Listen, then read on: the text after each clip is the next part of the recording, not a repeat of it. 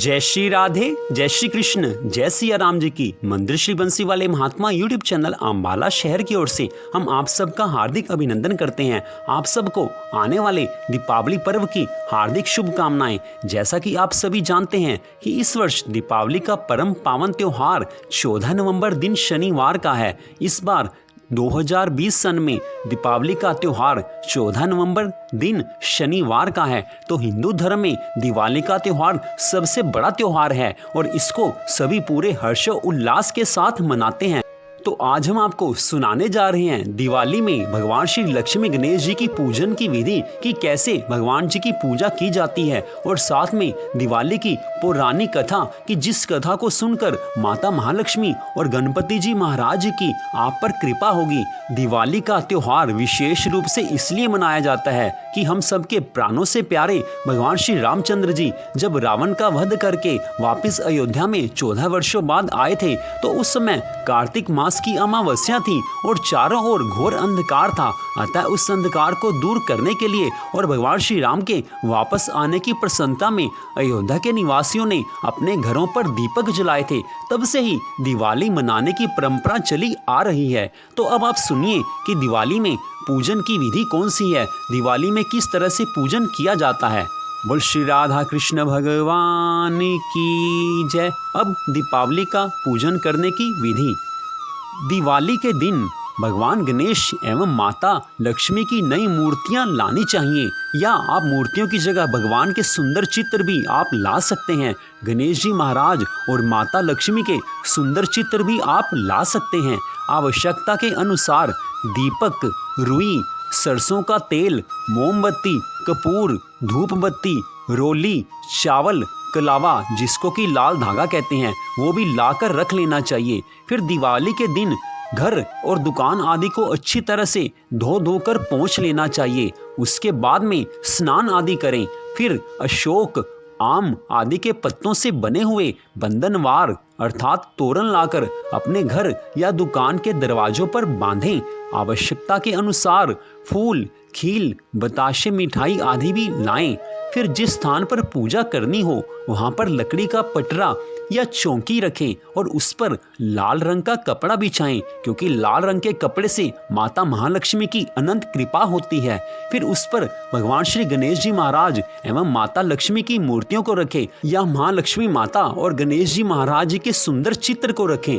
फिर शाम को जब पूजा करने का मुहूर्त आए तो परिवार के सभी लोग एकत्रित हों। फिर वहां पर कुछ दीपक जलाकर रख लें। फिर सभी लोग एक एक करके भगवान गणेश और माता लक्ष्मी को रोली चावल लगाएं और उनको खील, बताशे, मिठाई आदि समर्पित करें। फिर परिवार का कोई एक व्यक्ति सभी परिवारजनों के माथे पर तिलक लगाए और उनके हाथों में कलावा बांधे। पुरुषों के दाएं हाथ में और स्त्रियों के बाएं हाथ में कलावा बांधना चाहिए। फिर कोई एक व्यक्ति दीपावली की पूजन कथा को कहे और अन्य व्यक्ति शांति के साथ में सुने।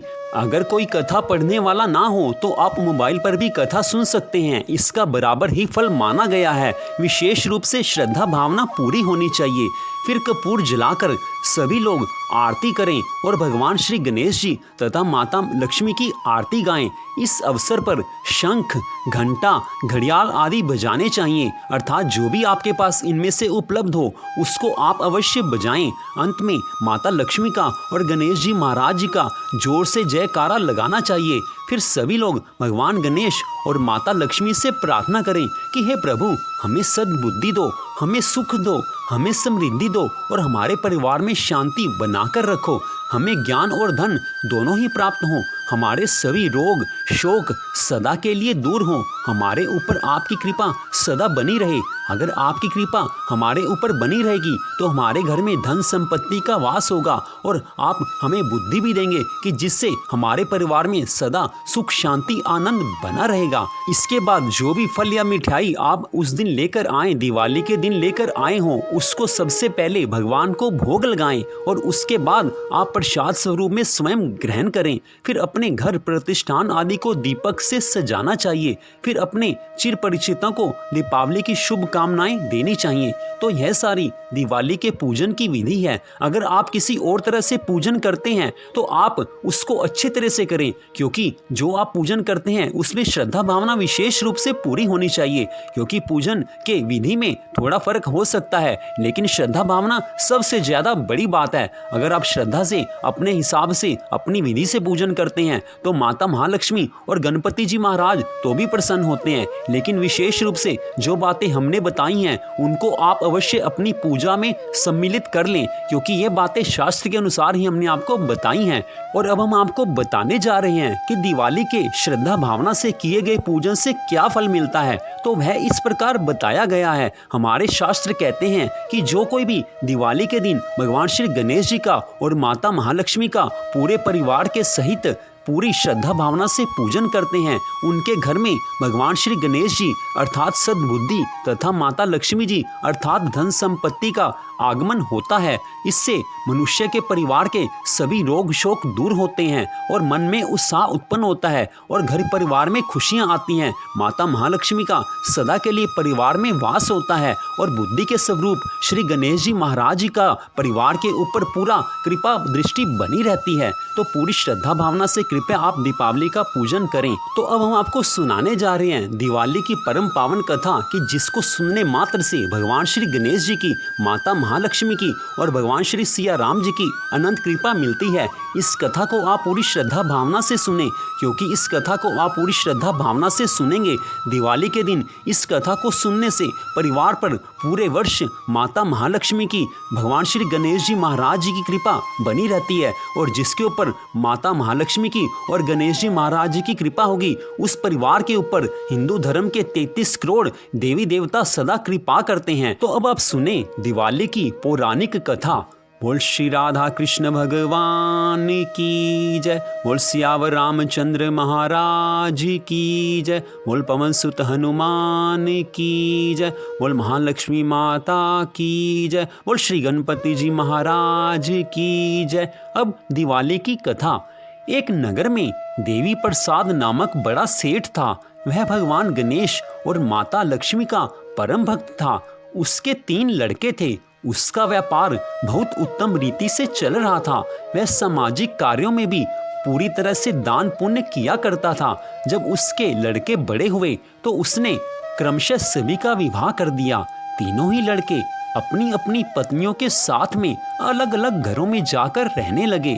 इससे सेठ का व्यापार धीरे धीरे कम होने लगा और उसके घर में दरिद्रता आने लगी। उधर तीनों लड़के भी दरिद्रता से ही जीवन यापन कर रहे थे।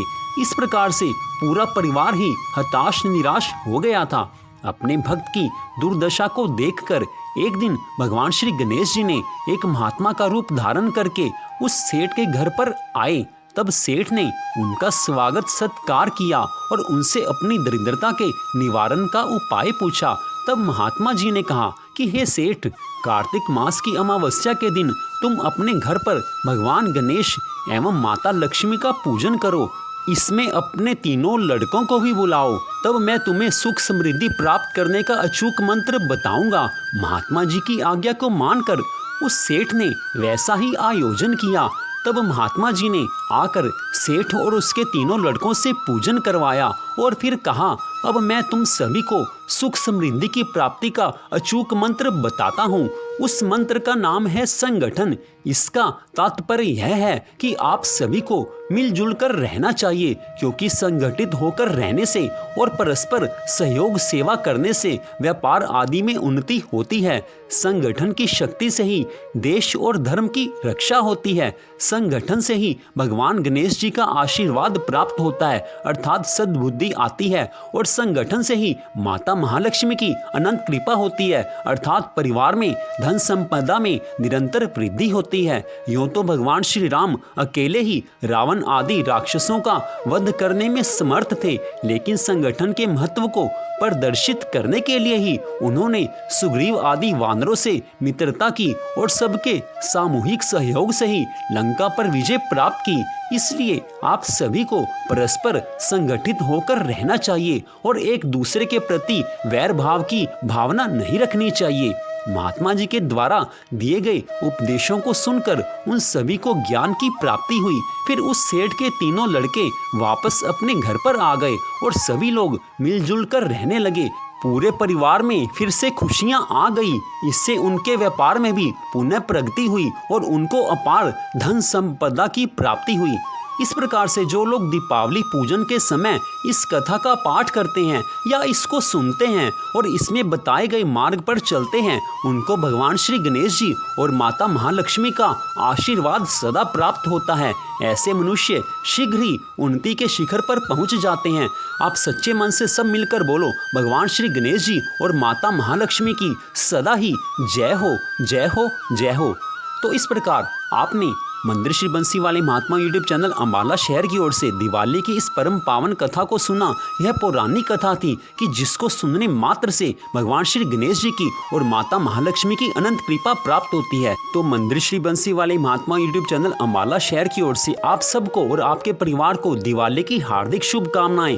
भगवान श्री राधा कृष्ण जी की, भगवान श्री सिया राम जी की, भगवान श्री गणेश जी की, माता महालक्ष्मी की कृपा सदा आप सब पर, आपके परिवार पर बनी रहे। इसी मंगल कामना के साथ जय श्री राधा रानी जी की, जय श्री कृष्ण भगवान जी की, जय श्री हरि विष्णु भगवान जी की, जय श्री गणेश जी महाराज जी की, जय माता महालक्ष्मी की, जय हो तुलसी महारानी की। जय जय श्री राधे, जय जय श्री राधे, जय जय श्री राधे श्याम।